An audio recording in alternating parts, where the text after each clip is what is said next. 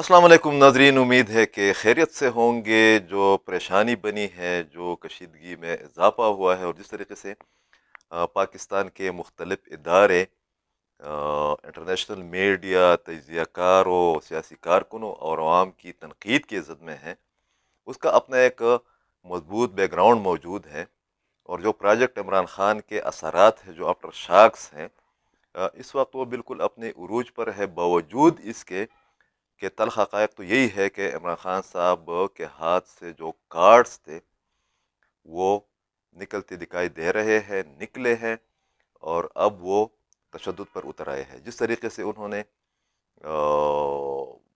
Islamabad high court में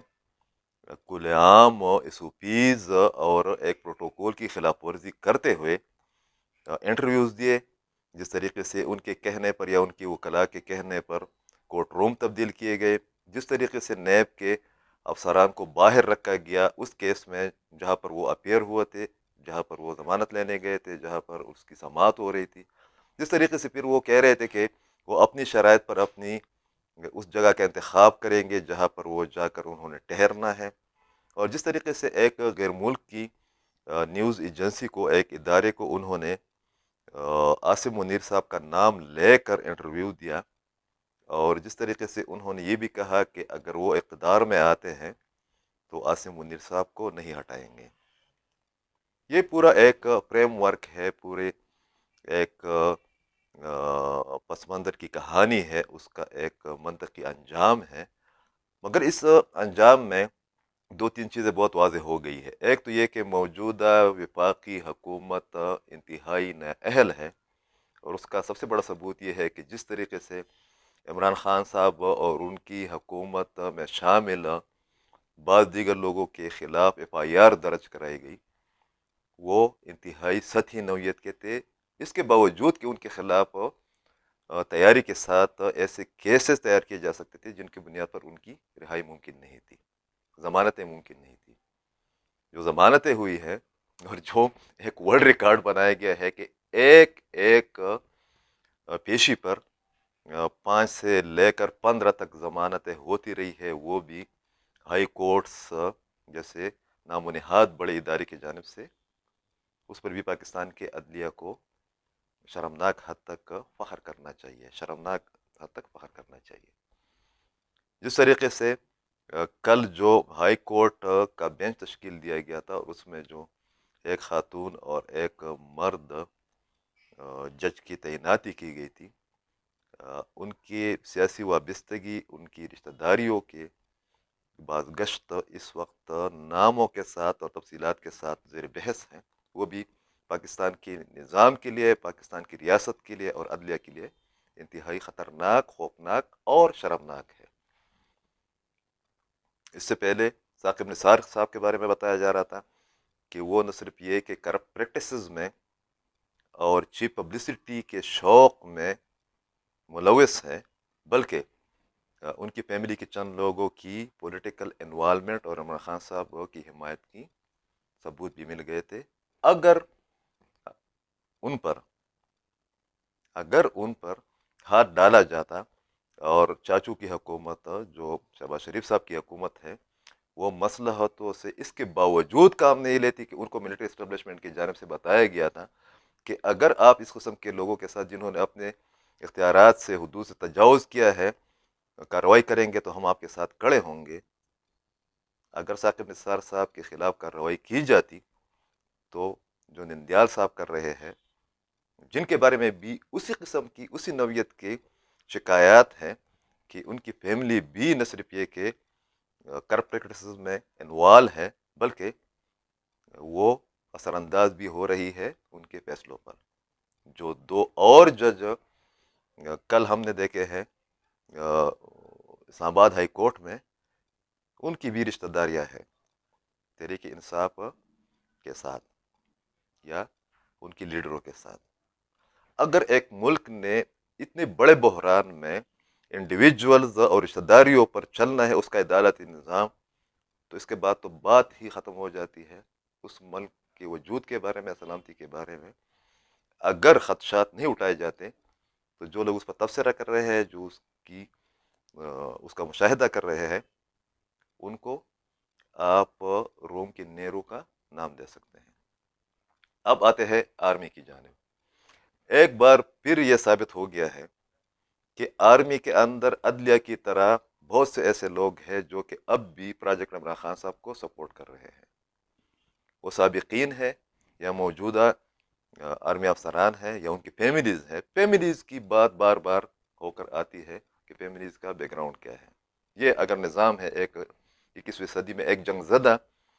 اور ایک قحط زدہ ملک کی، تو یہ ملک تو چلنے والا نہیں ہے، یہ کمپنی بھی چلنے والی نہیں ہے، بلکہ یہ کمپنی چلنی ہی والی نہیں ہے۔ کور کمانڈر لاہور کو سیک کیا گیا، پہلی بار اس طرح ہوا ہے۔ کسی انسیڈنٹ کی بنیاد پر کسی کور کمانڈر کو پہلی دفعہ ہٹایا گیا ہے۔ جس طریقے سے وہ منتیں کر رہے اپنی فیملی کی موجودگی میں ایک ہجوم کی، ایک پرتشدد گروپ کی، پاکستان کی تاریخ میں میرے خیال میں جو میں نے چند سطریں پڑھی ہے، جو تاریخ کو کچھ کنگالنے کی کوشش کی ہے، سقوط ڈھاکہ سے پہلے بھی اس قسم کی صورتحال تھی،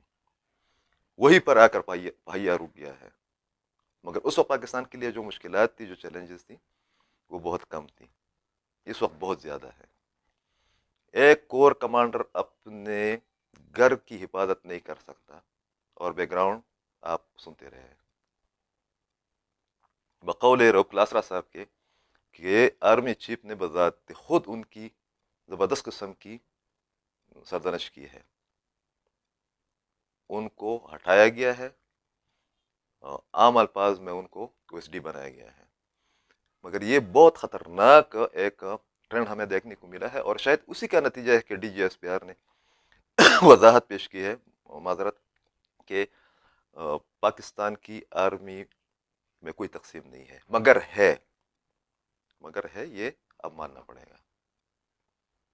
جس طریقے سے حکومت رسپانڈ کر رہی ہے، جس حکومت سے حکومت ڈیل کر رہی ہے، جس طریقے سے اسی حکومت کے ایک بڑی پارٹی نے پیر کے دن مولانا عبدالرحمان صاحب نے، پی ڈی ایم کے سربراہ نے، سپریم کورٹ کے سامنے احتجاجی مظاہرے کی کال دی ہے، اور جس طریقے سے عمران خان صاحب کا استقبال کیا گیا ہے، بالکل اپوزٹ ڈائریکشن میں ایک بات جا رہی ہے، وہ یہ ہے کہ اس کے بعد جو بھی فیصلہ ہوگا، توڑ پھوڑ کی شکل میں ہوگا، حملوں کی شکل میں ہوگا، گالیوں کی شکل میں ہوگا، پروپیگنڈے کی شکل میں ہوگا، اور بندوق کی شکل میں ہوگا۔ بقول انیق ناجی صاحب کے اور بھی بہت سے تجزیہ کار نہ صرف یہ کہ ڈپریشن کا شکار ہو گئے اس صورتحال کو دیکھ کر، بلکہ ان کے مطابق پاکستان غیر اعلانیہ سول وار کے دہانے پر، کنارے پر پہنچ چکا ہے۔ آپ نے دیکھا بھی کہ جس وقت اسلام آباد ہائی کورٹ میں ڈرامہ چل رہا تھا، اس وقت ایک جنگ جاری تھی مسلم باغ بلوچستان میں، مگر پاکستان کے حکمرانوں کو، پاکستان کے میڈیا کو، پاکستان کے وکلاء کو، عدالتوں کو اس مسلم باغ کے واقعے کا کوئی ادراک بھی نہیں تھا، احساس بھی نہیں تھا، اور ان کو خبر بھی شاید نہیں تھی۔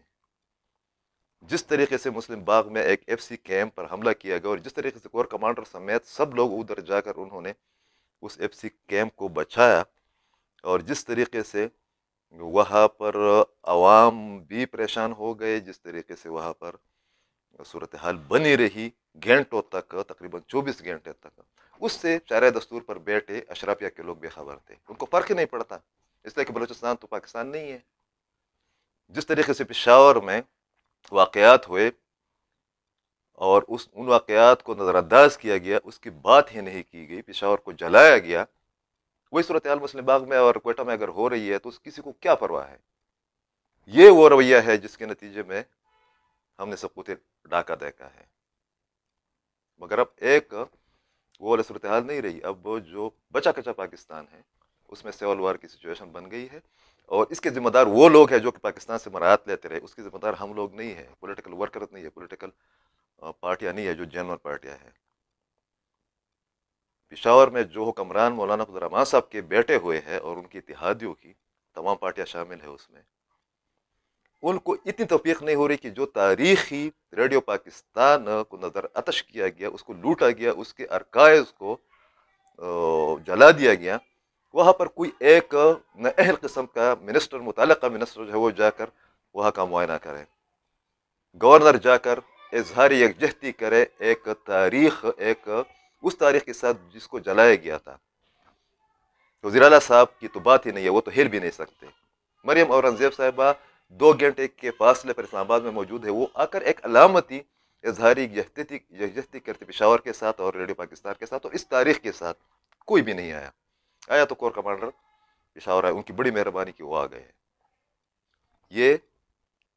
صوبہ بھی اس طرح نہیں چلے گا، یہ ملک بھی اس طرح نہیں چلے گا، یہ کمپنی بھی نہیں چلے گی، اور یہ جو حکومتیں ہے خاص کر خیبر پختونخوا میں اور وفاق میں، یہ بھی نہیں چلے گی. بہت شکریہ.